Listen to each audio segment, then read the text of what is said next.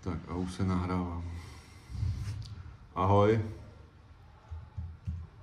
Jmenuji se Miroslav Filipovič, jsem jednatel společnosti Mirotechmont. Co se směješ? Já se jenom na tebe koukám, ty se směješ. No právě, to je blbý, no. Jo. Zabýváme se hliníkovým profilem, který modulárním hliníkovým profilem. Já vám to přinesu ukázat.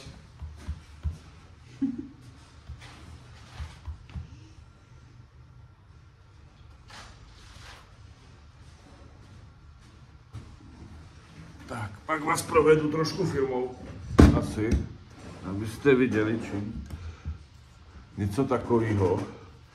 Modulární systém, to je hliník 40x40, z kterého můžete si poskládat všechno, co byste chtěli prakticky.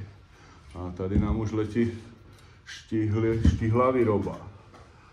To jsou trubky, z kterých můžete si poskládat například takovýho Aloise. My ho jmenujeme Alois, protože je z hliníku, aluminium. Jo.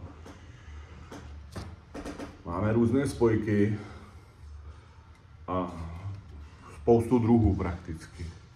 Takže, a co ještě? No a teď se podíváme asi do haly, jak to tam vypadá a co všechno pro vás můžeme udělat. Je to moje první video, tak se nedivte, milí diváci, přátelé. A omlouvám se za češtinu, já jsem Slovák. Takže teď se podíváme, teď se podíváme, jak to tady vypadá. Nevím, jak to jenom zkouším. No, jak by to vypadalo, kdybych to dělal. Takže se nacházíme v hlavní hale.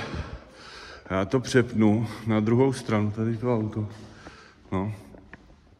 Takže asi to nepřepnu. Zkusím to. Tak nepřepnu. Tady je ta naše pila, s kterou režeme přesně na 1,1 dílky.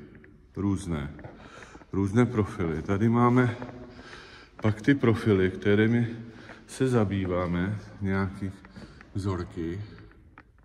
Jo, ale to vám ještě ukážu víc. Prostě. Nějak. Tady máme další halu. Tady už máme sklady na komponenty, z kterých se to skládá. A kdybych to chtěl přepnout, tak to nepřepnu. Tady jsme pro vás vyrobili stojan.